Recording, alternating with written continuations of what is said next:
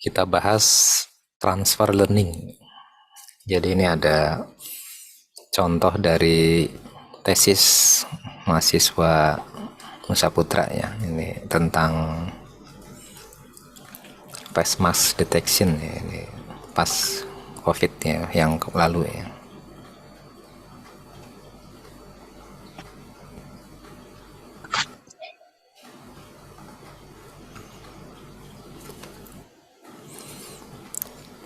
Apa itu transfer learning? Untuk yang paling gampang itu kalau saya belajar pakai tools ya, langsung ke aplikasi. Kalau nggak Google Colab ya MATLAB, andalan saya gitu. Ini contohnya MATLAB dulu lah, yang sambil menunggu yang lain ya. Apa itu istilah transfer learning? Materi yang lain juga banyak nih ya, dari situs-situs. Cuma rata-rata kodenya harus jalan dulu ya, baru bisa.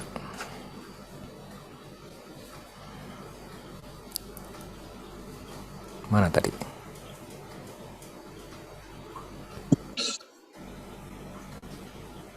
Nah, ini ada gambar terkenal nih. Jadi MATLAB udah nguji beberapa model yang ini ada terus bertambah, ini kayak jamur gitu ya. Ada yang rendah nih akurasi yang sebelah horizontal ini Kali kamu sih. GPU-nya ya.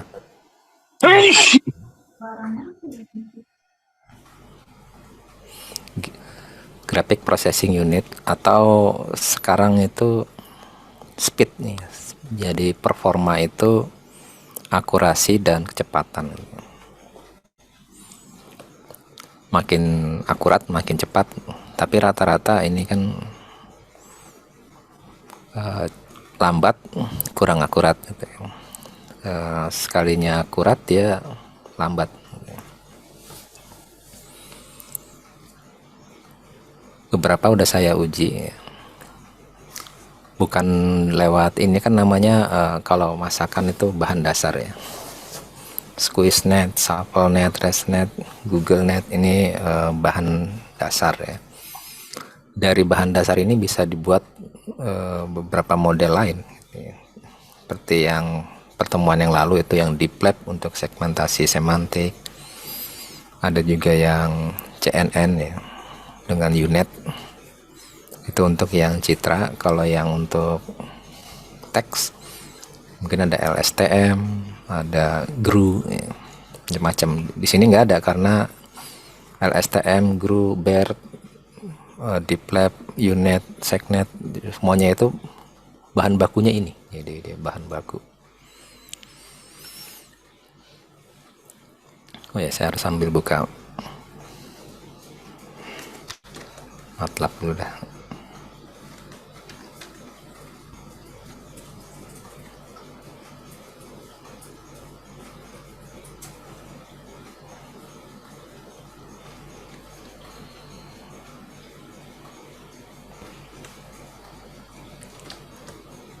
Oke. Jadi kalau deep learning itu bentuknya udah blok ya sebenarnya ya. Contohnya ini GoogleNet, ada 22 lapis.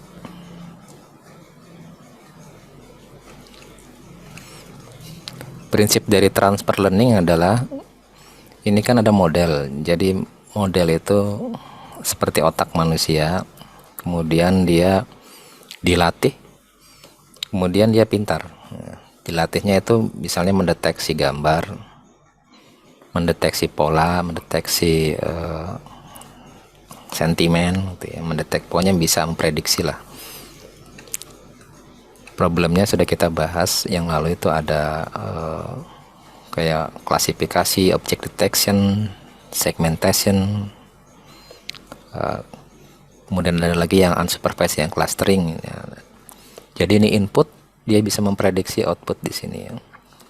ketika kita sudah latih dia jadi pintar, bisa mendeteksi binatang misalnya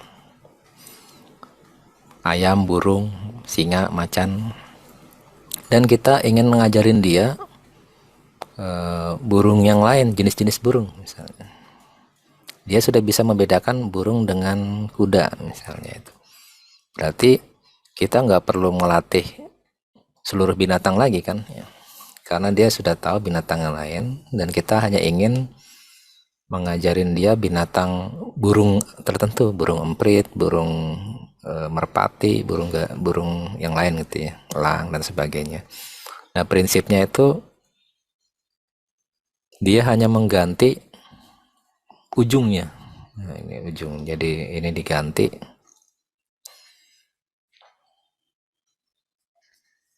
Ini udah keluar ya.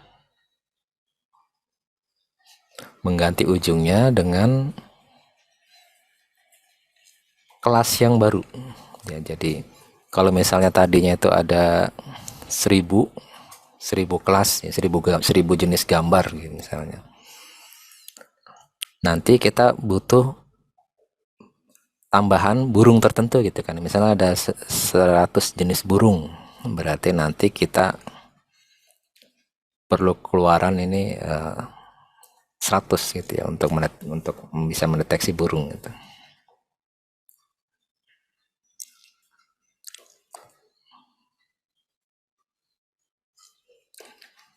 Biasanya yang dipakai ini freeze ya. Freeze the weight. Maksudnya ini kan sel otak nih misalnya kalau manusia ya. Rekaman yang lalu jangan diutak-atik lagi. Jadi di freeze sama dia. Nah, ini prinsipnya.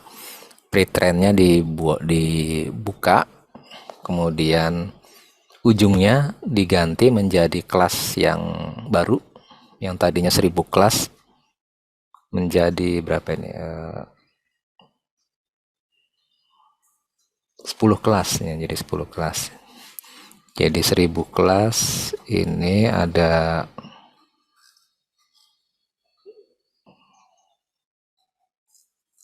mana nih contohnya kok? Oh, ini 1 juta gambar dilatih pakai mesin Google ya. Yang jelas kalah kita laptop kita ini ya, atau server kita, dia punya server yang bagus Google. Dilatih dengan mereka bisa mendeteksi akurat 90% ini ya. 1000 jenis gambar dia bisa dideteksi sama Google ini ya. Kemudian hasil trainingnya ini di-share, kita bisa download, kita pakai untuk mendeteksi gambar meja kayak gelas dan sebagainya. Itu ada 1000 kategori deteksi misalnya burung ya. Dan di sini kita punya data baru 100 burung dengan 10 jenis kelas ya, burung gagak, burung merpati, burung emprit gitu ya. Dan yang di training itu ya cukup ini doang. Dia masih bisa mendeteksi gelas, meja ya. Dan ketika mendeteksi burung dia bisa tahu lebih detail burung emprit, burung merpati.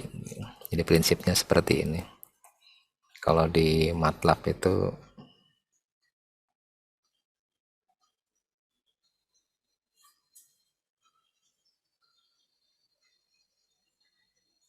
Deep Network Designer nih ya.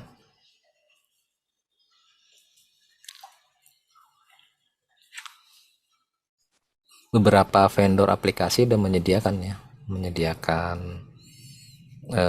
pre-train nyebutnya ya, pre-train. Kemudian yang Mbak Ivana ini juga dia mendeteksi masker ya, deteksi masker.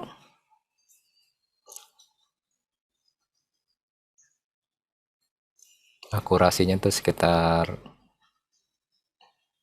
hampir 100% ya, mendekati 100% gitu.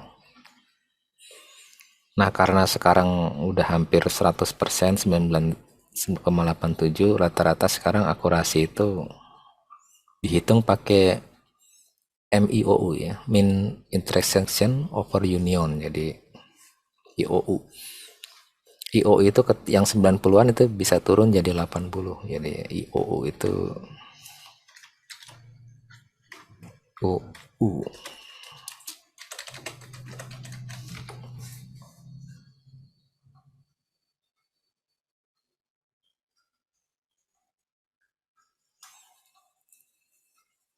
seperti ini IOU nih. Jadi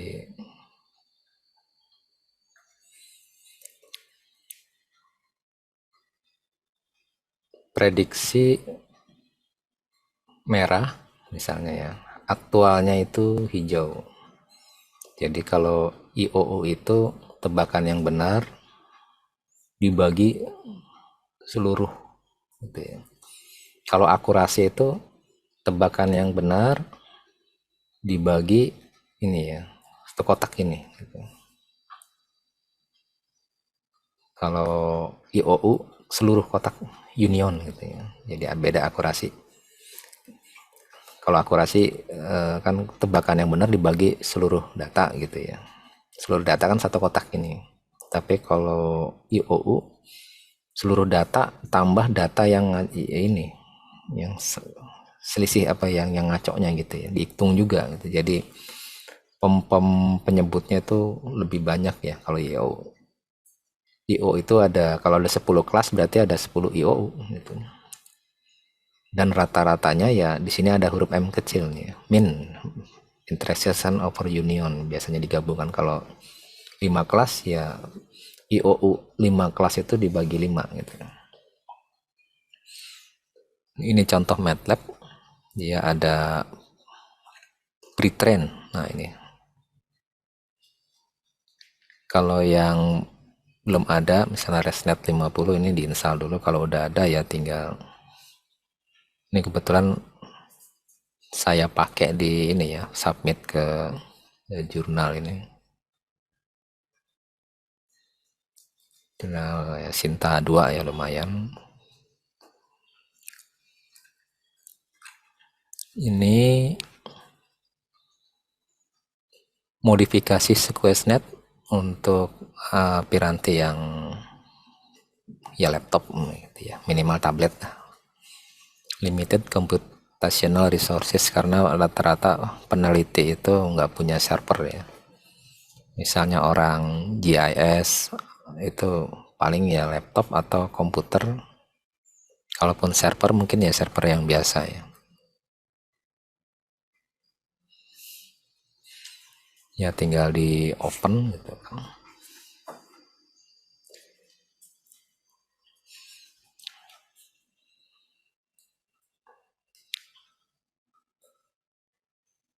Nanti di sini muncul network.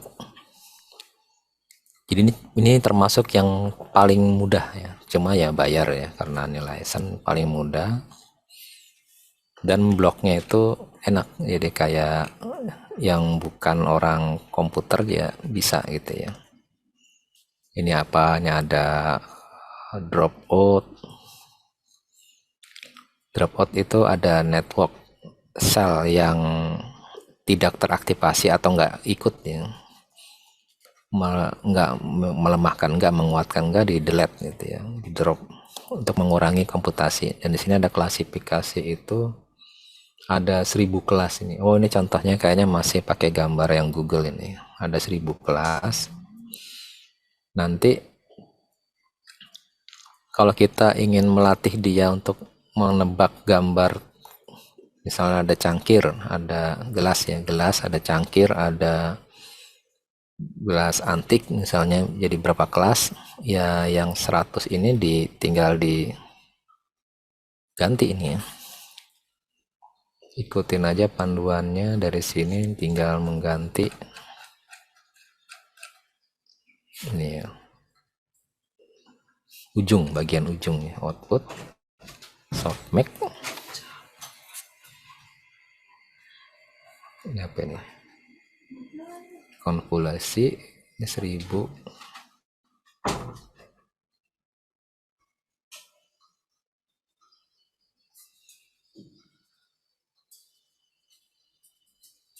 Ini keluarannya 1000, berarti dari sini nih dihapusnya ini ya. Dan ini harus kita ganti dengan yang lain karena ini kan 1000 nih ya, keluarannya 1000.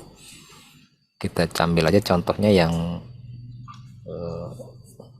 sama sesuai, ada yang 2 dimensi, ada yang 3 gitu ya. Tinggal dicontek aja nih filter size, diganti satu-satu. Nah, number of filter ini 1000, berarti ya ini misalnya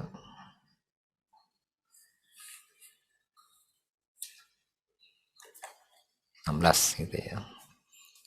Ini samain persis saja bawahnya, terus nanti dia ketika di running, sebelum di running dia ada dievaluasi dulu ya, bisa jalan apa enggak gitu. Ada gampangan di situ dia. Nanti termasuk yang ini diganti juga. Klasifikasi mana ini?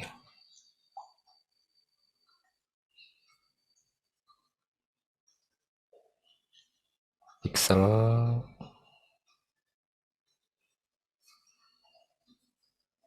ya, namanya udah diganti jadinya agak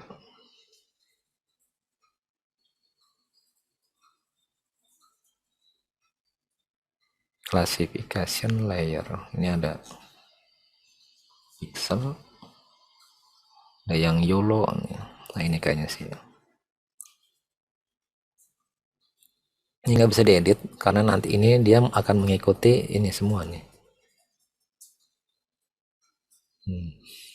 Kalau di sini 1000, nanti dia ujungnya ngikutin 1000. Kalau di sininya 16, nanti di ujung sininya dia 16 juga ya. Saya belum nyoba nih, coba kita running mau apa enggak ini.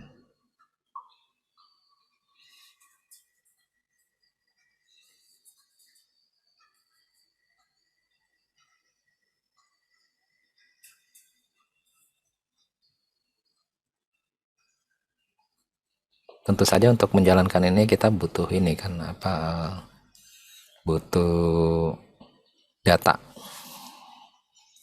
latih, tapi kita bisa juga nguji apakah dia jalan apa enggak itu lewat bantuan sistem ya. Apakah ada error apa enggak, itu dia bisa di workspace dia udah kebentuk. Nah ini ya,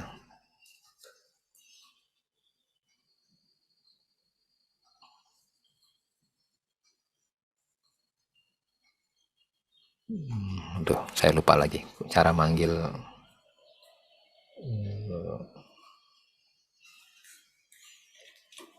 evaluasi network. Coba evaluasi.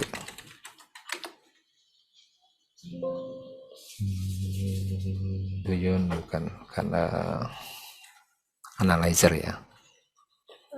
Network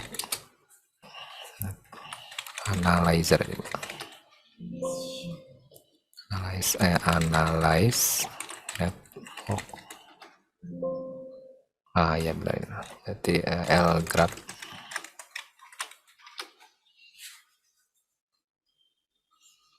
Dan ini yang baru kita desain dianalisis gitu. Ada error apa enggak gitu di sebelah sini. Nah ini nggak ada error ya, nggak ada error.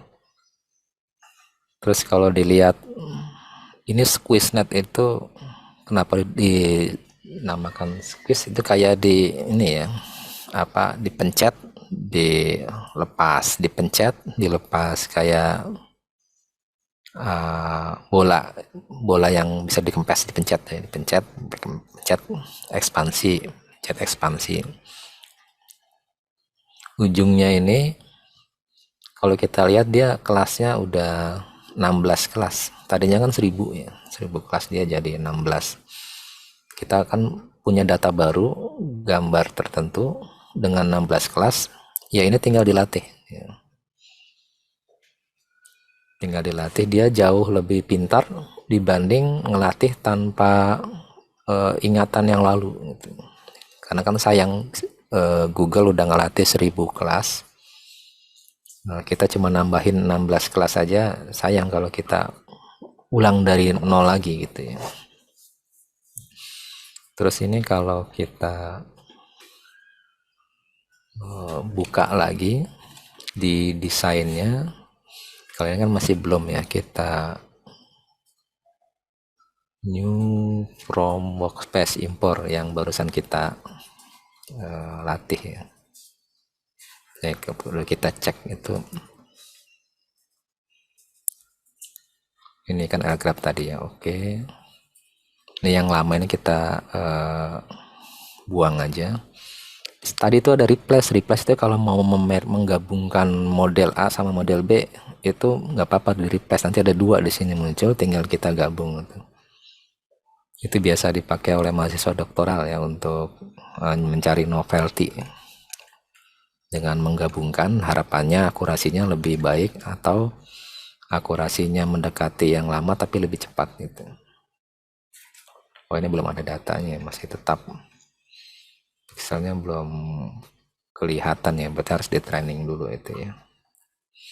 Tapi kalau dari analyzer ini udah nggak ada warning, udah nggak ada error. Ini tinggal kita butuh 16, ya entah datanya 100, 1000, berapa, yang penting ada 16 kelas, terus dilatih, nanti dia hasilnya bisa mendeteksi 16 kelas itu. Ini MATLAB ya, jadi ada ilustrasi ini contoh. Nah ini kalau training tanpa transfer learning, dia karena dari awal gitu ya, nggak ada otaknya dari bayi gitu istilahnya, terus di ujungnya itu akurasinya kalah. Nanti kita coba pakai Google Colab ya, ada errornya. Nah kalau pakai transfer learning, dia udah ada isinya tuh ya. Jadi seperti bapak-bapak ibu-ibu sekalian kalau belajar di S2 itu kan nggak perlu ngulang S1 lagi gitu kan, karena udah ada, jadi langsung ke sini dia cepat, dia naiknya higher slope. Untuk yang Google Colab ini beberapa ini udah belum saya sempat coba nih, dia menggunakan Jupyter Notebook ya. Alasannya karena Google Colab itu terkadang dia update. Contohnya TensorFlow 1 2 tahun atau setahun yang lalu lah, kayaknya masih bisa jalan, tapi setelah saat ini udah di delete sama Google Colab gitu ya.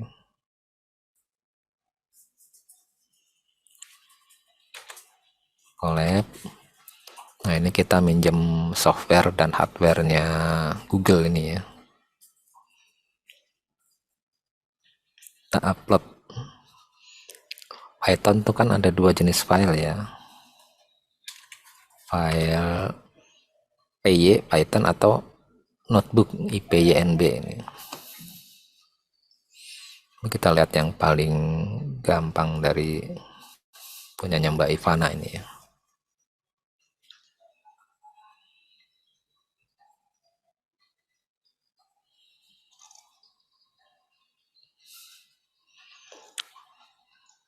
Dia butuh folder ini ya, 2 folder, validation sama test. Kemudian mana pre-trainnya ini ya.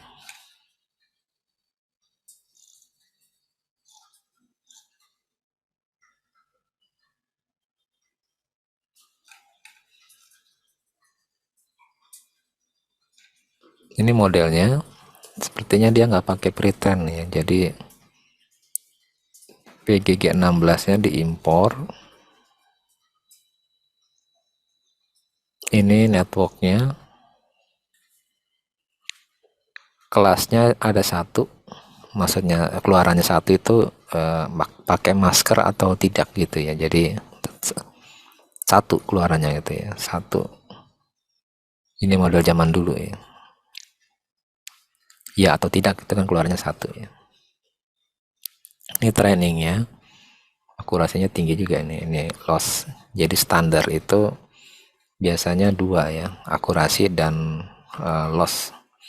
Lossnya ini tergantung dari perhitungan akurasinya ini ya. Dia pakai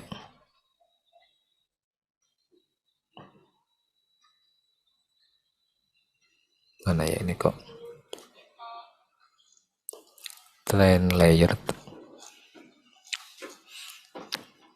ada yang akurasinya kayak ini 70%, 0,6, 50%, tapi ada juga yang ini bentuknya bukan persen gitu ya. Contohnya ini 1, tapi di sini bukan 1 ya, tapi 0,7, berarti ini bukan persenan ya. Ada berbagai jenis itu ya, ada yang RMSE, ada yang macam-macam ya. Akurasinya ini 98%.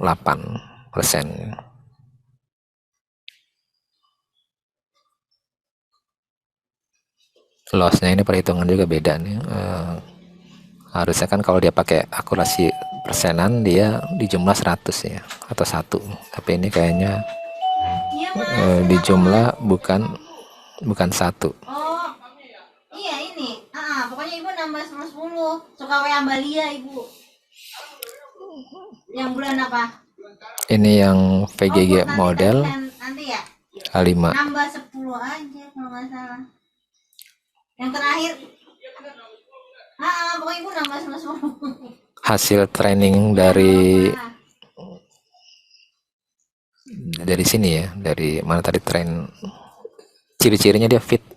Nah kalau fit ini berarti dia melakukan proses training.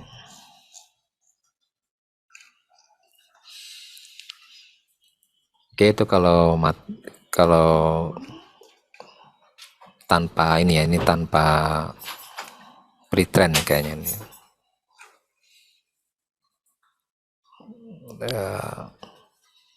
Di sini ada namanya TensorFlow Hub. Nah ini mirip MATLAB yang ini tadi ya, mirip yang ini seperti ini, tapi dia tergantung yang upload gitu ya, atau beropen source gitu ya. Ada yang tinggal dicari misalnya ResNet. Nah ini ada ResNet. Oh nggak ada ya.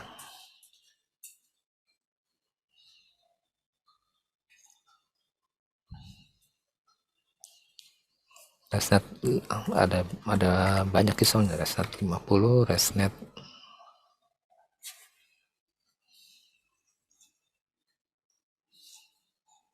ini nggak lengkap ya. All collection, apa dia pakai nama tertentu ya, jadi ini dia bentuknya digabung gitu, mobile net. Ada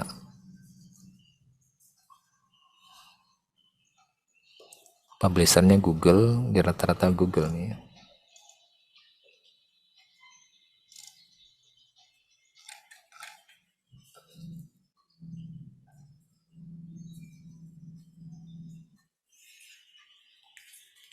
Ya, oke, kita coba satu yang ini ya, yang collab ya.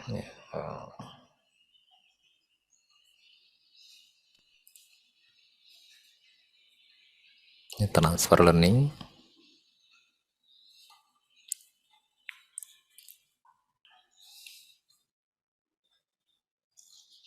Ini kasusnya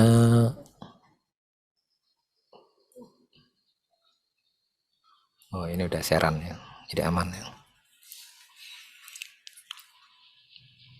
Datasetnya, nah ini yang agak mempermudah sebenarnya, cuma nanti kalau pakai data sendiri harus belajar khusus gitu ya, karena datanya itu nggak bisa di-download. Nih kan di-download nih datanya, nanti kita datanya itu upload di sini gitu ya.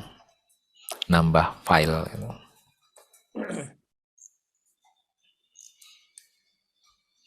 Ini contohnya dari situs ini. Kemudian di download, di ekstrak.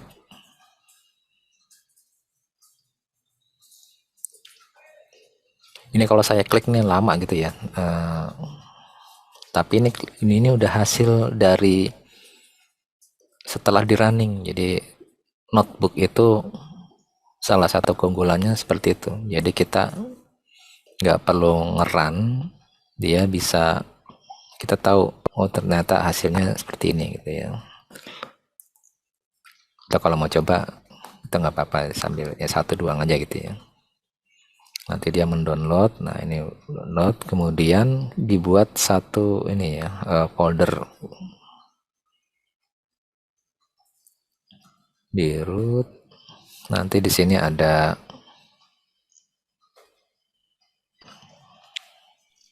yang kelupaan ini ya, library.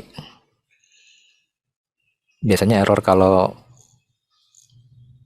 name not defined, biasanya ininya belum di running ya. Yang beda dengan MATLAB, kalau Python itu hanya mengaktifkan modul-modul yang digunakan gitu ya. Kalau MATLAB itu semua sudah aktif, jadi tinggal langsung ke coding ya. Ini sudah, tadi ini error kan ya, karena OS yang nggak muncul. Sebentar, kok ini nggak muncul ya?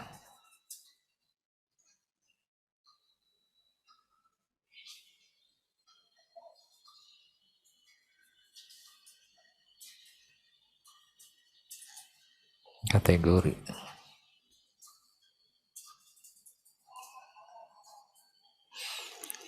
Kalau dev berarti dia function. Nggak ada hasilnya, karena ini dipanggil nanti ya untuk ini, contohnya ini manggil fungsi yang ini gitu.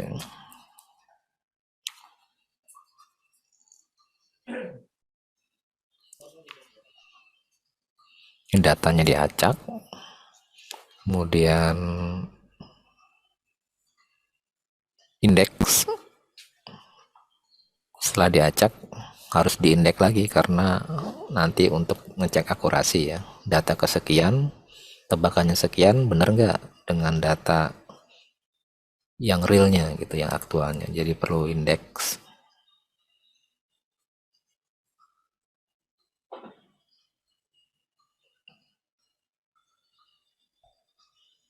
Ini kok kayak ini hasilnya harus seperti ini, coba tes. Nah, ada error nih ya.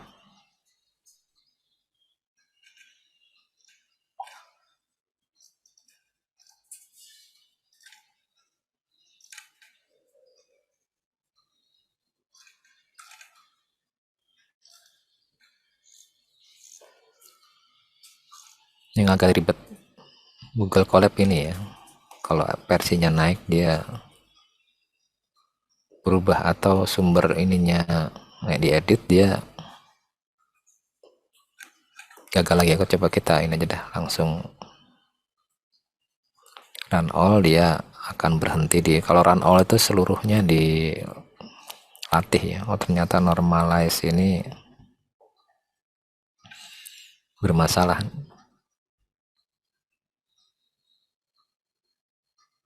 Tapi kalau kita klik di sini, dia langsung mengarahkan ke forum biasanya ya.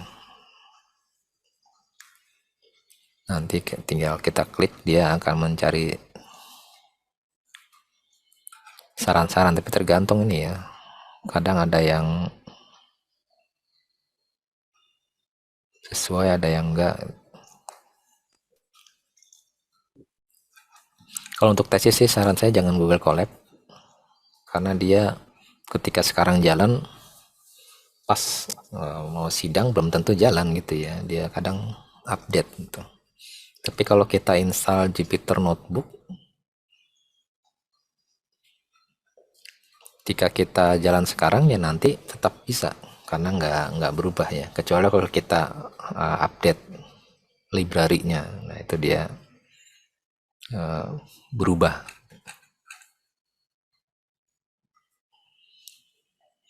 Coba anggaplah jalan ya, misalnya ini kita lihat terus. Sebenarnya dia sudah membandingkan gitu ya, sudah membandingkan. Ini training dari awal tanpa transfer learning ya. Dia coba kemudian membuat model network lebih rumit dibanding MATLAB karena pakai coding gitu ya, menambahkan layer-layernya seperti ini.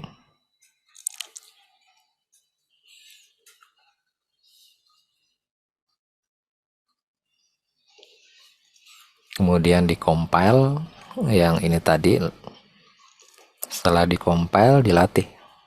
Ini melatih dia ada 10 putaran atau 10 epoch. Atau apa itu epoch sudah dibahas, ya mirip iterasi tapi maju mundur ya. Kalau iterasi kan kayak orang ngantri, ketika sampai ujung mau ngantri lagi kan langsung mundur ke belakang tuh gitu ya. Tapi kalau epoch ketika sampai di depan dia mundur ke belakang gitu ya, mundurnya satu-satu ini, maju mundur.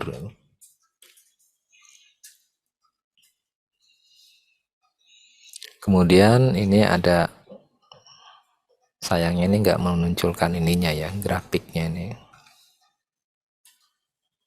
Saya buka lagi deh.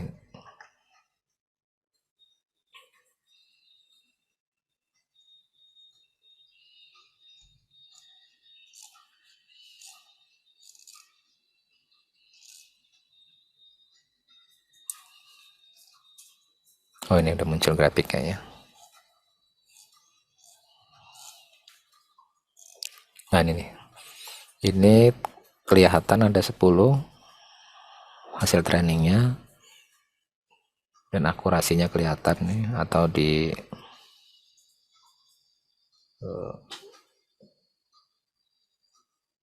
rendah nih akurasinya ya. Akurasinya 40%. Karena 10 ya, biasanya sih ya ratusan. Terus kita bandingkan menggunakan transfer learning. Ini kan jelek banget nih. Jangankan 40-50% aja itu, kalau biner ya sama kayak koin, gambling gitu kan ya. Kayak deteksi angka apa gambar gitu kan. 50% ya buat apa mesinnya, mendingan gambling aja langsung kan kalau di bawah 50%. Kemudian ini menggunakan transfer learning. Nah dia ngambil hasil training orang. Itu dia formatnya itu, hasil training ini biasanya disimpan itu dalam bentuk H5 ya nyebutnya, file H5 itu.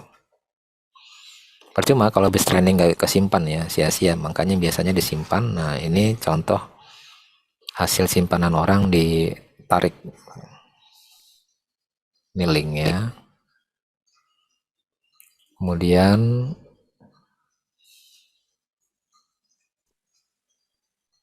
ini link hasil training orang bentuknya ya. Dan kalau dilihat ini 1000 kelas gitu ya. Padahal yang dibutuhkan kan berapa kelas ini? 97. Mana tadi penjelasannya 97. Ngikutin data training ya 97. Tapi kita punya hasil training orang yang lebih dengan mesin yang bagus itu 1000.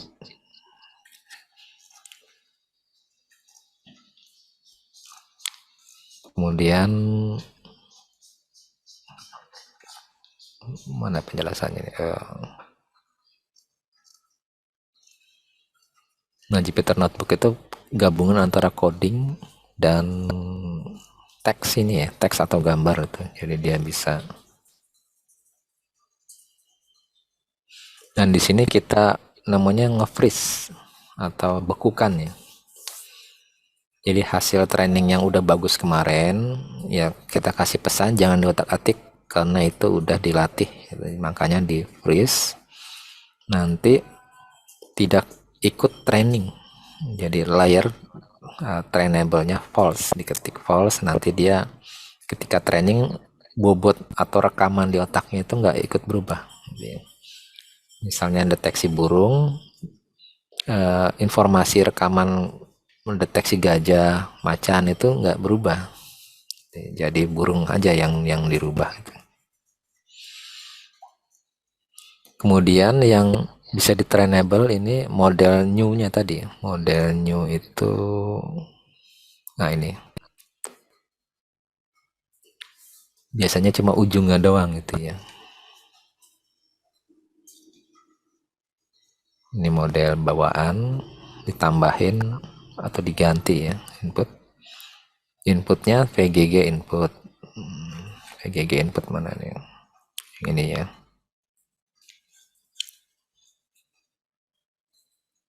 New classification layer. Softmax. Softmax itu kalau 10 kelas berarti dia keluarannya 10. Kalau 97 kelas berarti ada 90 keluaran gitu. Tiap keluaran nanti seperti peluang, yang terbesar itulah yang menang gitu. Misalnya 0,7, yang lainnya 0,5, 0,4. Nah, 0,7 itu kelasnya apa, dia yang menang gitu.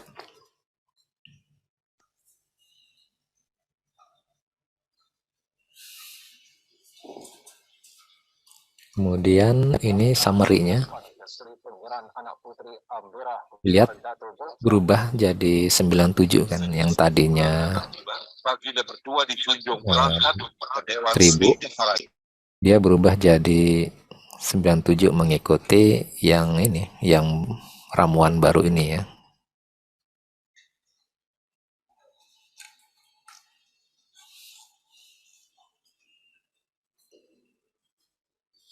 Trainable, kemudian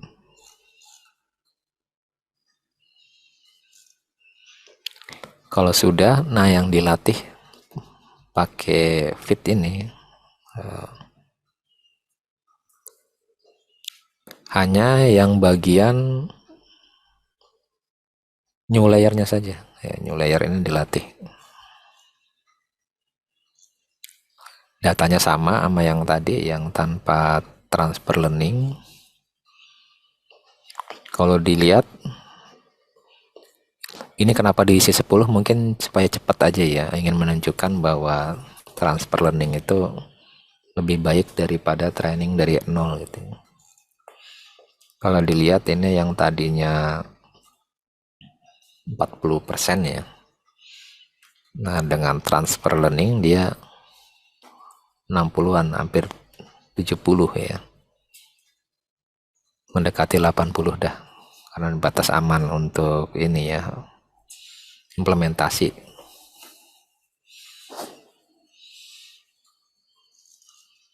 Ini kalau ini kita bandingkan antara yang tanpa transfer learning dengan transfer learning. Nah, ini seperti ini. Akurasinya yang ini ya, akurasinya kebalik, harusnya yang akurasinya lebih baik gitu.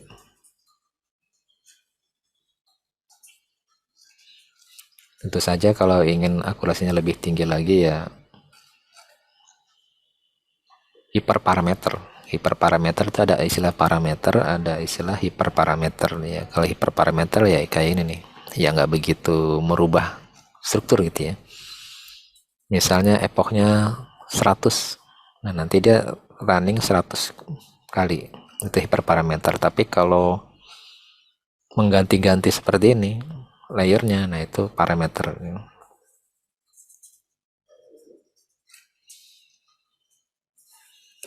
Oh, yang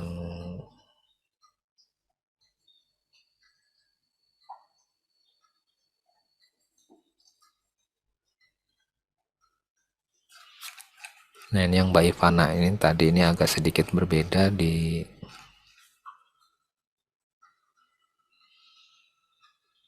dia bukan pakai softmax ya, sigmoid. Nah,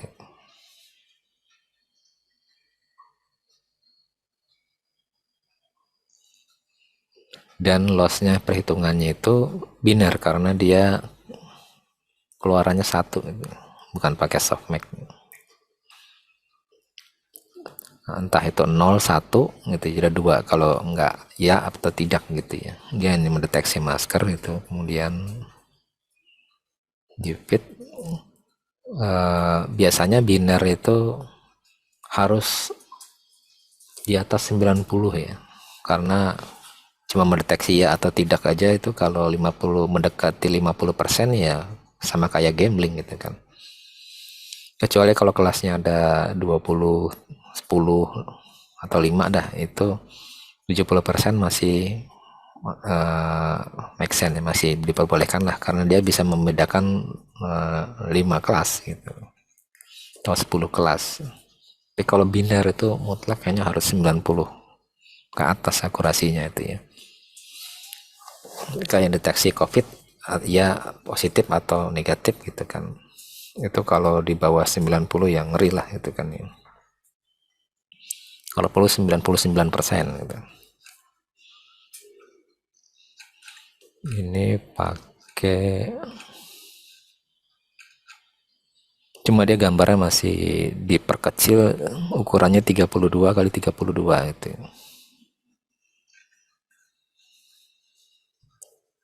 Untuk mengurangi beban prosesnya itu.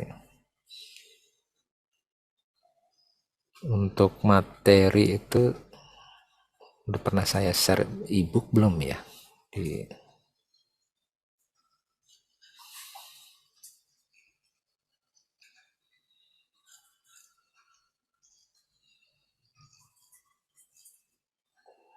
Belum ya.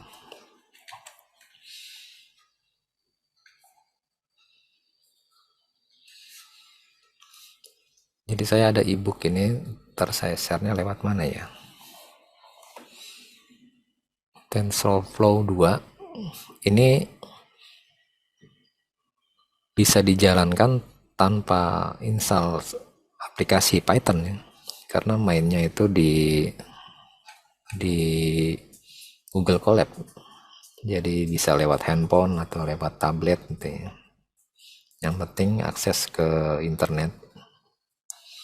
Dan ini yang penting ini versi 2 karena yang versi 1 di Google Colab sekarang udah nggak di jalan, nggak boleh lagi, jadi dihapus gitu ya. Kalau dulu masih bisa dengan ada satu codingan persen TensorFlow 1 gitu kan, dia langsung bisa pakai yang satu. Kalau sekarang udah ditolak sama Google Colab. Ini materinya udah ada, klasifikasi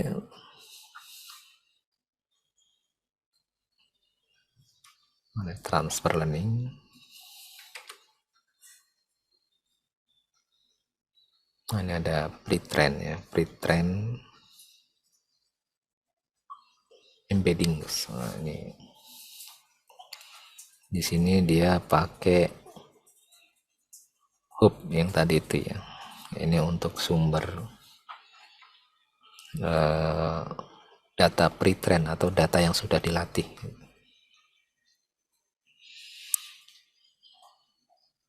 Bukan cuma di komputer ya, di bidang lain juga pre-train ini banyak dipakai, kayak di jalan tol itu, jalan layang. Dia udah nggak ngecor di lokasi, jadi pakai precast itu ya, beton precast. Jadi betonnya dicetak di tempat lain, nanti tinggal dipasang gitu.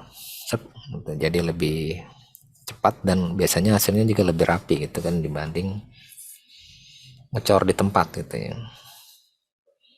Bahkan tiangnya pun yang sosro bahu itu bisa diputer ya, jadi lurus sejalan dengan jalan dulu. Ketika sudah kering diputar tuh T-nya itu, Nah, jadinya ketika membangun yang searah jalan tadi, walaupun macet ya yang di tol ke arah Bandung itu, tapi tetap bisa jalan gitu kan, karena dia ngecornya masih miring. Tapi ketika sudah kering dia diputar itu kan, jadi teknik sosro bahu. Ini pakai ini yang dipakai apa tadi tuh? Ini di bab 9 itu udah saya share belum ya?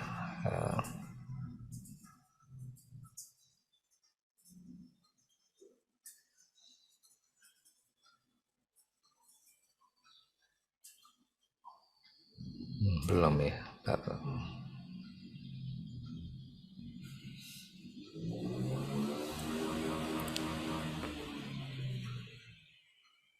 Oh, ini yang salah, ini yang pertemuan nanti ya, prediksi regresi atau forecasting, salah ya.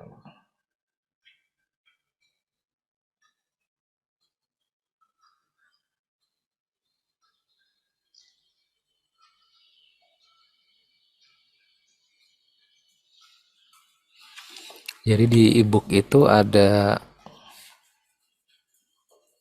codingan seperti ini, nanti ini tinggal di upload aja ya, di upload di collab.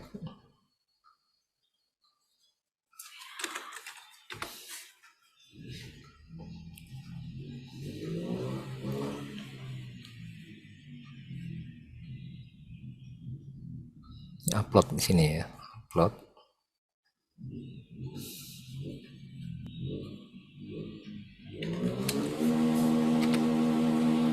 Nah, ini file yang tadi.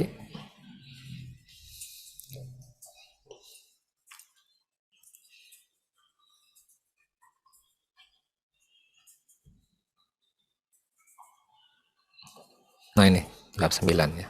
Dia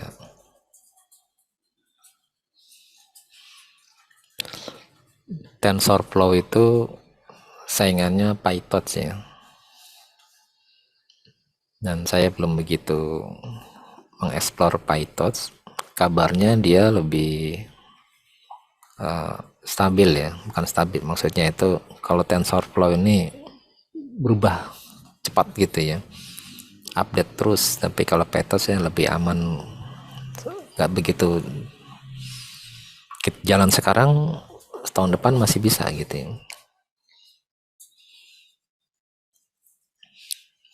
Ini langsung kilat aja nih, saya anggap sudah di running gitu kan. Kalau mau nyoba juga silakan, tinggal di, kayaknya kalau yang dari buku ini ini minta dimatiin, terlalu banyak yang di ini ya, terlalu banyak yang dipakai gitu ya, minjemnya 1 atau 2 aja gitu ya. Di sini GPU device-nya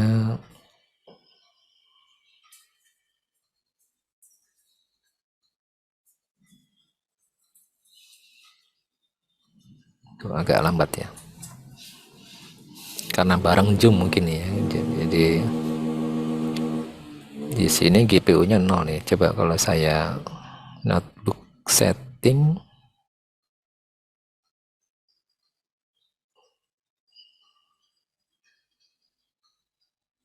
wah, sekarang bayar ya. Ini dulu ini GPU-nya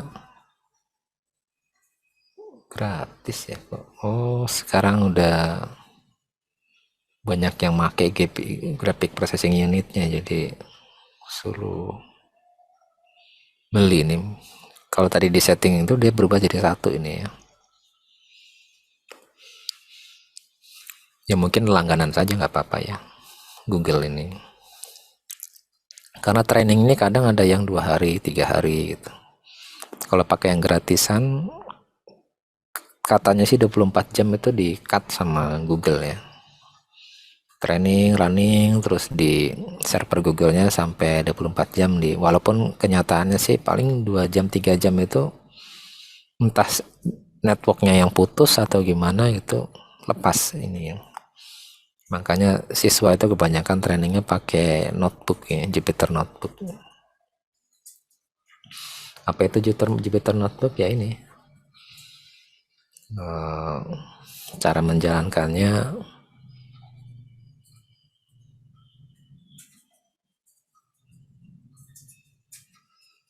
ke folder yang ada IPYNB-nya, itu kan Ctrl C. Mana tadi itu di E ya? Itu salah.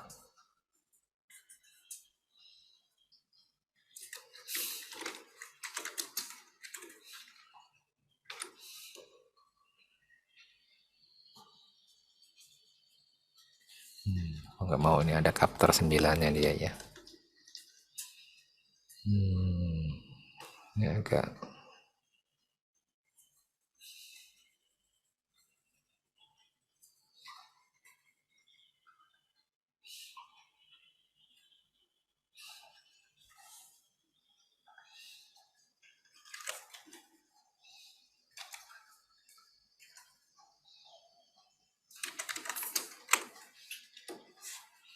masih nggak mau juga nih. Nah, ini ada spasi ya. Ini saya buka pakai Anaconda ya. Coba kalau pakai command prompt biasa.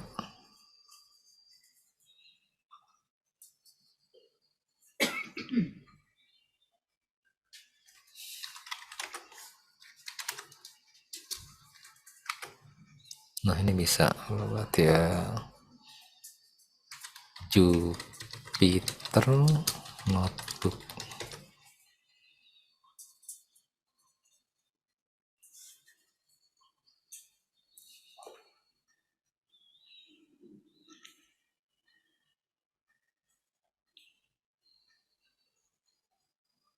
Berapa lama ini?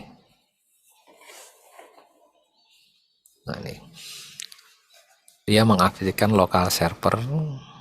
Nah, seolah-olah kayak Google Colab gitu ya. Cuma ini isinya lokal di komputer itu, tanpa koneksi internet bisa jalan. Terus kita running ini salah satu IPYNB-nya. Kalau dilihat ini codingannya, strukturnya mirip ya. Sebenarnya bukan ini mirip Google Colab, tapi Google Colab meniru Jupyter ya. Ada kandidat lain sih ya, Spider gitu. Cuma ternyata Google memilih Jupyter.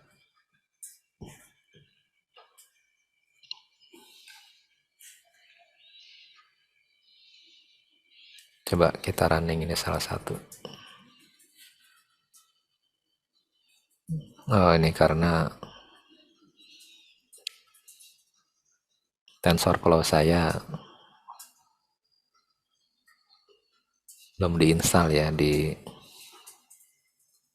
atau kayaknya saya ada masalah ini ya di, coba saya taruh di E aja dah. Saya ada dua soalnya nih, di Anaconda sama yang di apa itu, konsol. Jadi ada dua Python.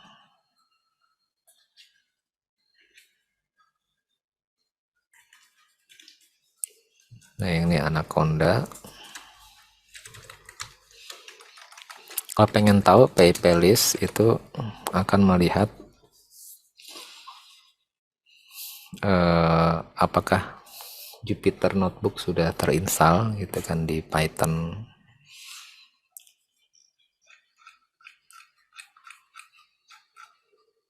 Nah, ini Jupyter ini berarti udah. Jadi kalau kita ketik Jupyter Notebook,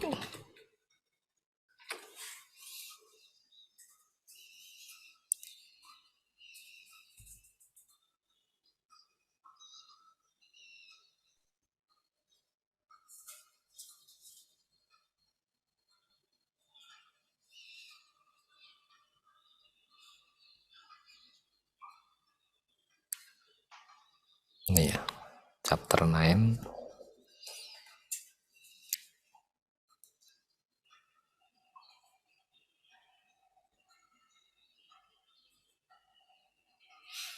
Harusnya kalau Anaconda Anaconda saja, kalau konsol konsol saja gitu kalau mau aman sih.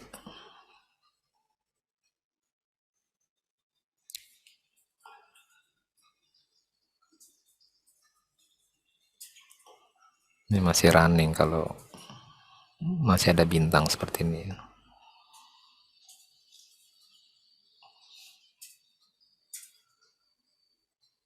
Nah ini udah, kalau muncul angka 1 berarti ini udah jalan. GPU device-nya tapi dia nggak kedetek ya.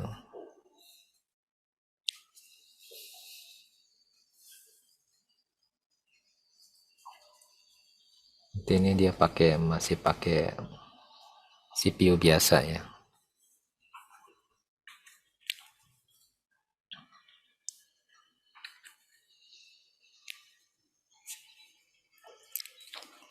GPU itu ini ya.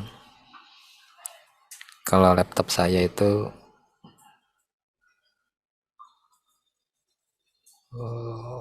mana ini kali ya. Nah ini ada CPU, ada RAM. Wah ini udah mulai full ini ya. Saya banyak buka. Kemudian ada GPU ini, GPU activity. Ada yang bawaan Intel nempel sama CPU. Ada yang terpisah, ini Nvidia ya. Nvidia GeForce MX 130 ya. Ini sebentar lagi mau di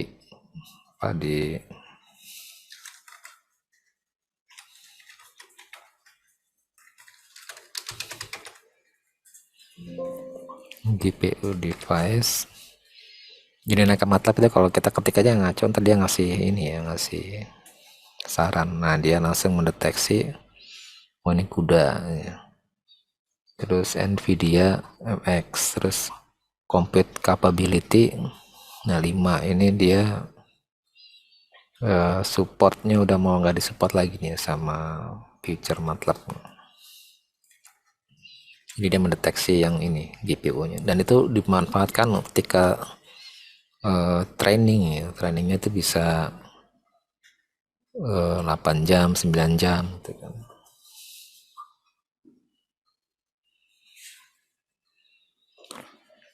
Coba ini bisa jalan kan ya. Kayaknya sih ini dia di sini ada TFDS, jadi library TensorFlow itu memiliki dataset namanya TensorFlow dataset ya. Ini ada salah satu contohnya IMDb review ya.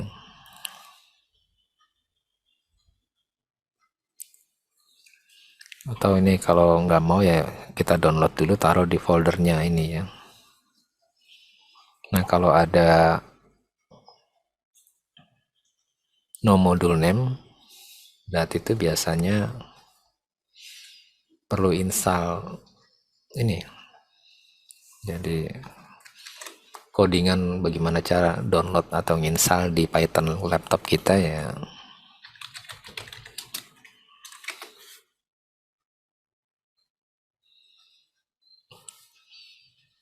TensorFlow dataset, nah ini ya.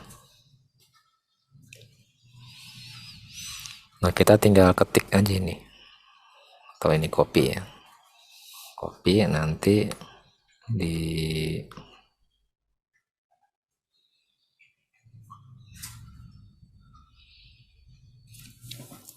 nah repotnya kita harus belajar ini juga nih, virtual apa namanya ini, udah saya lupa lagi.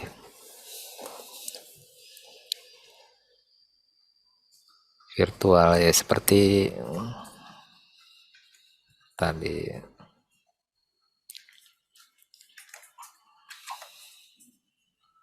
akun dan navigator ya, virtual, dan kita copy paste aja di sini gitu, pip install TensorFlow dataset gitu ya. Nah dia mengunduh dataset yang ada di TensorFlow buat latihan ya.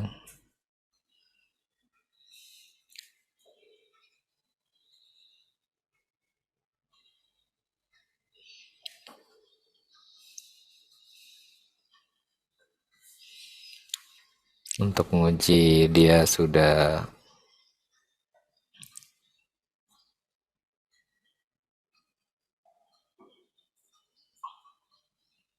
jalan apa enggak. Tadi mana yang error ini ya.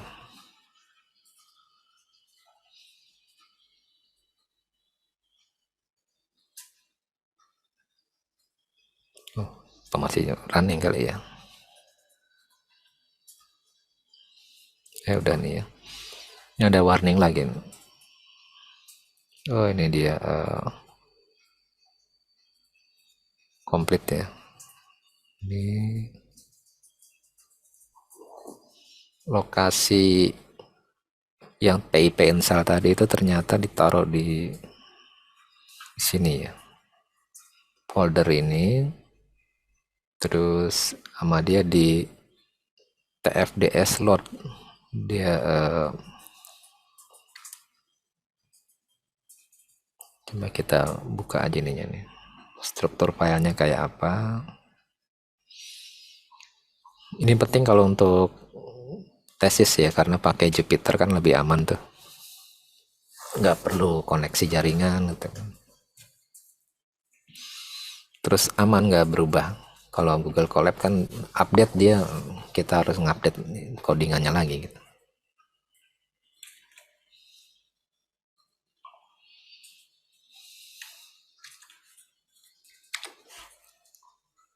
Nah, ini ada satu folder ini, isinya apa nih? Belum ya.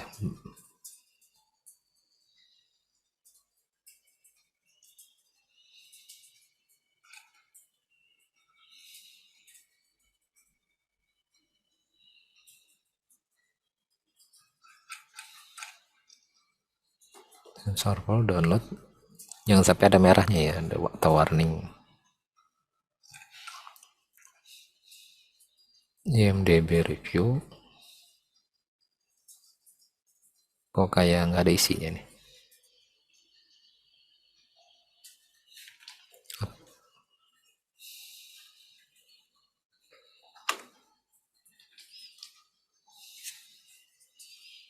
Oh, lagi download ya, sedang mendownload ini. Ntar akan terisi di sini ya. Ini masih bintang, berarti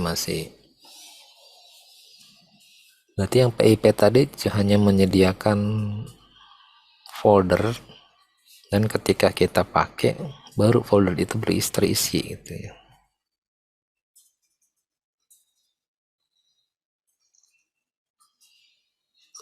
Ini apa itu TensorFlow data source, bisa dilihat, dipelajari gini. Ini banyak digunakan karena dia lebih modern ya. Jadi di MATLAB juga ada MATLAB data store. Ini TensorFlow, semua rata-rata sekarang modelnya itu seperti ini. Jadi formatnya berbentuk folder ya. Jadi kita punya 3 data nih, data training, validation, testing. Nah, nanti itu formatnya folder training, di situ letaknya seluruh folder training, folder validation diletakkan dalam satu folder, jadi nggak digabung jadi satu. Misalnya ada 1000 data training, 1000 data, 80% training, 80% itu ditaruh di folder, namanya folder training. Kalau sebelumnya zaman dulu itu 80 itu dipecah, yang 20 dipecah dalam satu file gitu. Entah itu file CSV atau file DAT atau file macam-macam itu ya. Biasanya sih Excel lah, atau Excel gitu. Nah, problemnya itu kan kalau datanya bukan tabel ya. Kalau gambar itu kan nggak bisa dibentuk jadi CSP. Nah, muncullah konsep data store. Itu biasanya muncul karena big data ya. Big data itu kan bukan cuma datanya besar, tapi datanya berbagai macam jenis gitu. Ada suara mungkin, multimedia, gambar, video. Maka dibutuhkan penyimpanannya itu bukan bentuknya tabel CSV atau apa. Jadi satu folder isinya gambar semua, itu nanti jadikan file up untuk training atau untuk validasi itu tinggal disebutkan aja nanti pas latih. Nah, ini masih running.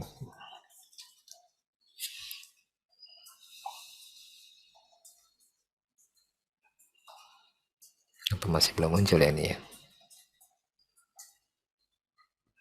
Oh, ini download kayaknya. Stanford.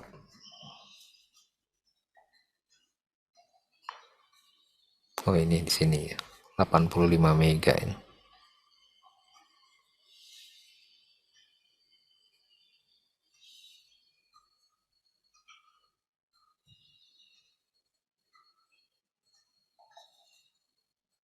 Training, testing. Oh, ini ada positif, ada negatif. Yang positif itu dikumpulkan dalam satu folder gitu ya.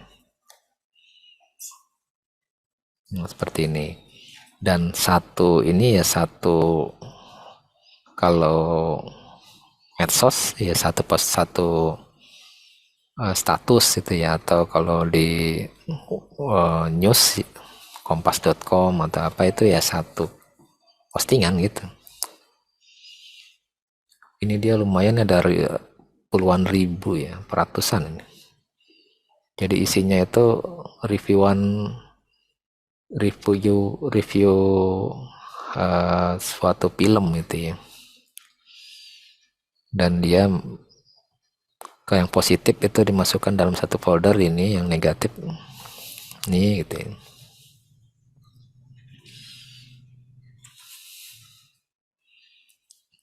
Ini masih belum juga ini.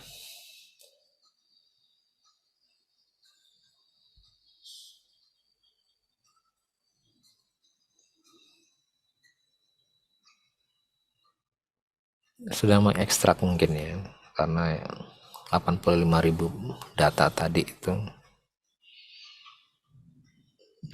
Kemudian di sini ada 3 folder nanti, training, testing, training. Oh, dia ini menggabungkan dengan unsupervised ya.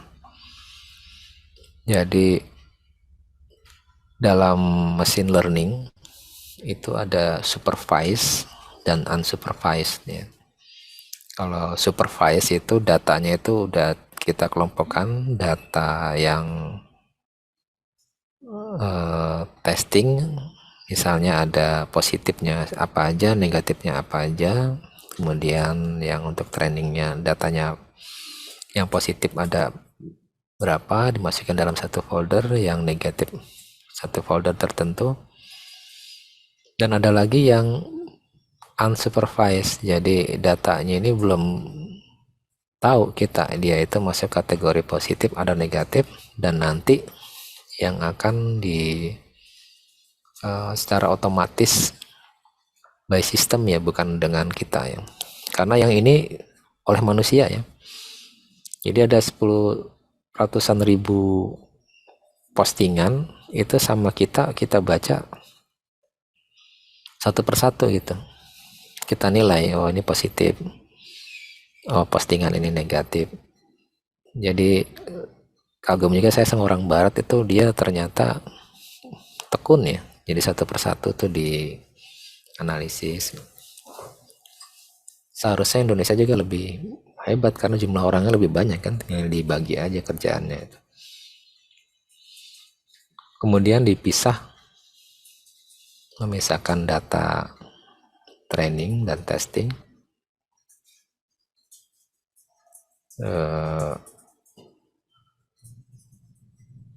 Ini dalam satu variabel ya, bukan folder lagi nih.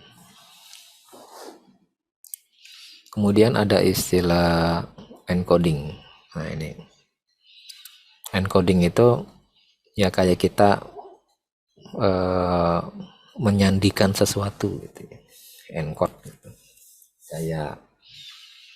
Kayak keyboard di laptop kita itu kan ada huruf A itu. A itu kan komputer nggak ngerti. Yang ngertinya itu huruf ya, ASCII atau ya angka lah punya.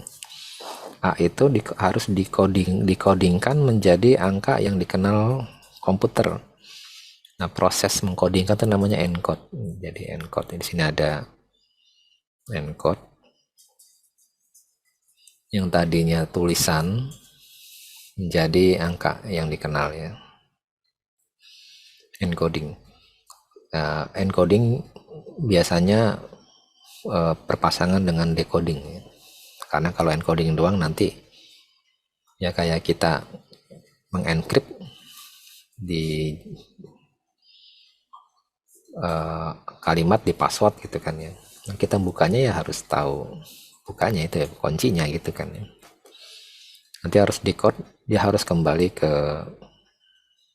kondisi semula gitu. Di sini ada 20.000 data training, testing. Coba saya jalankan aja dah. Mudah-mudahan, aduh tapi ini masih proses ya.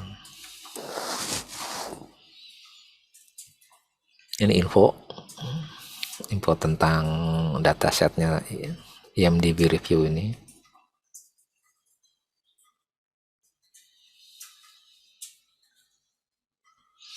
Untuk yang Indonesia, ini kan bahasa Inggris ya. Untuk Indonesia itu ada Sastrawi. Sastrawi itu ya kita install ya.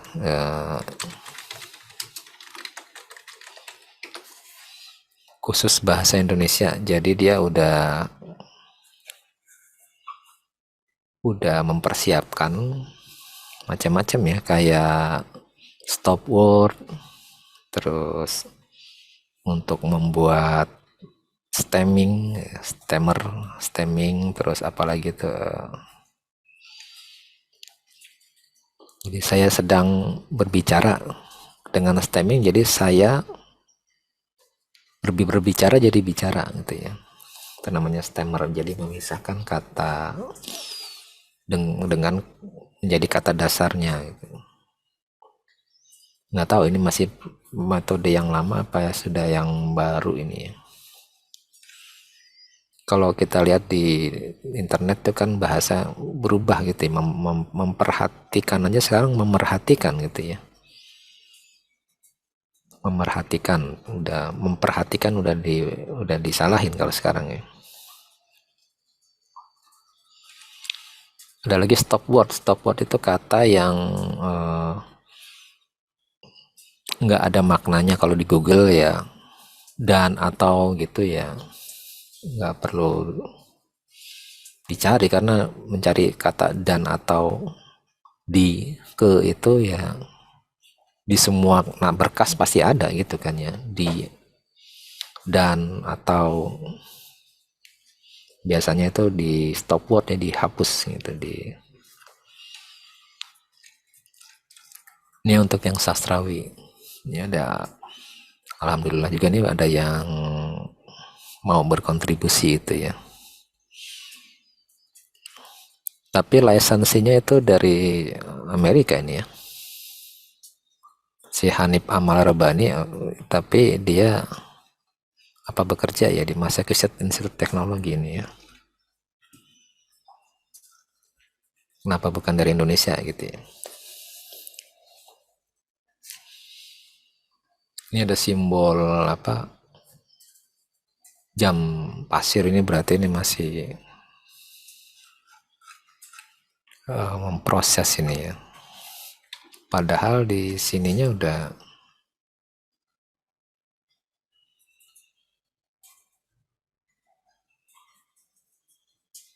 ini udah mulai muncul nih. Tapi masih diproses nih ya. Tadi kan kosong ya. Nanti kalau kalian punya data sendiri ya tidak perlu cara seperti ini. Tinggal dibuat folder. Ya seperti ini, ada satu folder, kemudian ada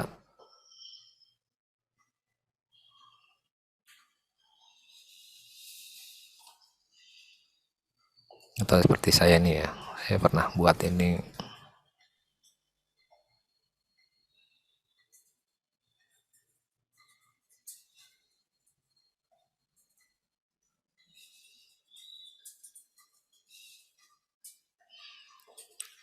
Misalnya data, tekan data itu ada data training, data testing. Nah, ini ada kelas-kelasnya, dan di tiap data testing itu ada kelas, dan kelas itu ada isi.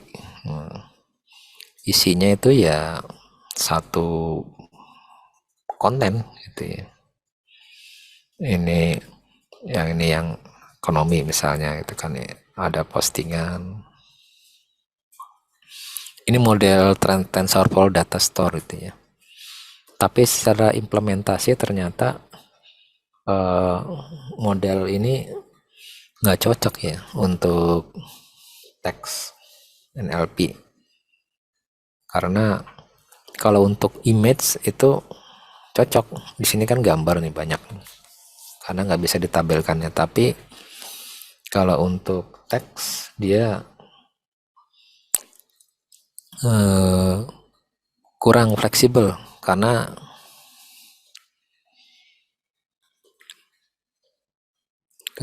gimana ya, jadi biasanya teks itu diambil dengan crawl scraping ya. Dan scrap itu ngambil dari entah itu Twitter atau blog, website, itu dia bentuknya CSV atau kolom, record dan kolom gitu ya. Dan satu field itu isinya bukan hanya konten ini, tapi ada tanggalnya, ada informasi lain, nama websitenya, terus headernya, terus ada lagi konten. Jadi kalau seperti ini agak sulit ketika nanti mendatabasekan ya. Misalnya untuk hari ini ada berapa data yang diambil, terus nanti mau menguji sentimennya kayak apa gitu kan per hari ini. Kalau yang seperti ini kan agak bingung, karena ini enggak berbasis waktu gitu ya. Kalau mau berbasis waktu berarti ekonomi tanggal sekian ini agak ribet. Jadi karena ini yang enggak terstruktur ya, harus dibuat terstruktur dengan CSV. Berarti ini udah hampir jarang dipakai lagi nih kalau untuk teksnya.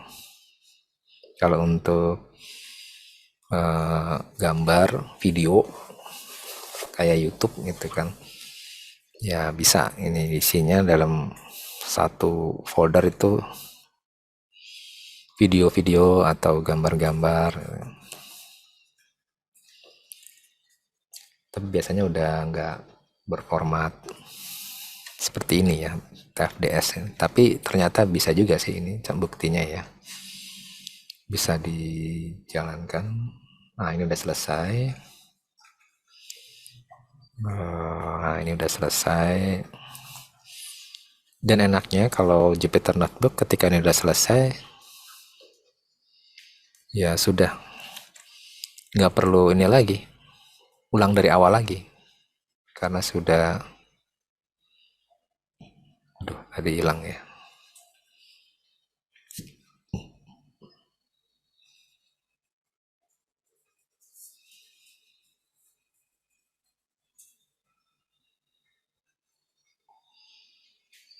MDB review folder. Oh, dia bentuknya seperti ini ya. Di JSON kan sama dia. Ini agak ribet ini.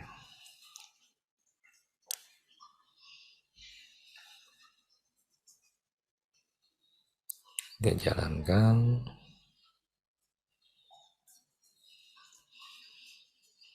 Nah, ini bentuknya dia standar seperti ini ya. Tag, ambil data pertama, misalnya saya data kelima, 5 data ya, sorry, bukan data kelima, kebanyakan. Ini nggak digunakan sebenarnya untuk memberikan informasi, oh udah oke ya, memastikan bahwa nggak ada masalah gitu ya. Ini cuma info doang. Kemudian ini apa nih? Kadang ketika kita running ada error undefined atau no module, itu berarti kita harus install PIP lagi gitu ya.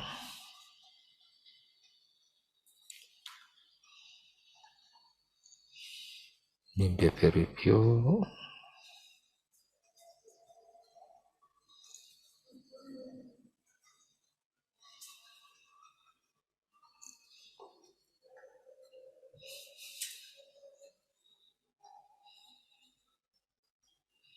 Nah, ini contoh encoding ya.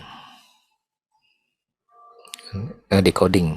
Nah, tadi yang merubah jadi angka, kemudian harus dibalikan, harus kembali lagi seperti ini ya. Ini negatif. Size vocabnya, jumlah kata ya. Train, membuat model. Ada istilah embedding, silakan searching ya, embedding itu apa. Banyak dipakai sekarang ya, merubah data menjadi bentuk format lain yang biasanya itu garis doang gitu ya. Embed namanya, embedding. Ini summary-nya seperti ini, grade recurrent unit nih. Kemudian di compile, ya kemudian di training, entah cukup apa enggak waktunya ini, mudah-mudahan. Wah, cuma 2 ya. Epohnya 2, tapi kenapa berat gitu ya. Oke, kita tunggu sambil dengerin ajan ya.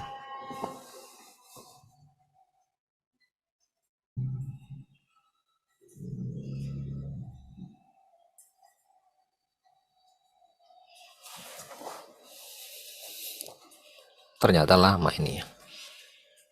Epoch pertama aja 391. Ini baru yang iterasi ketiga. Berarti di sini masih ada lagi epoch 2 garis miring 2 sebanyak 391. Kalau dilihat ini menggunakan GPU ini ya. Nah, ini dipakai untuk melakukan proses training ini atau fitting nih kalau di bahasa TensorFlow ini, fit.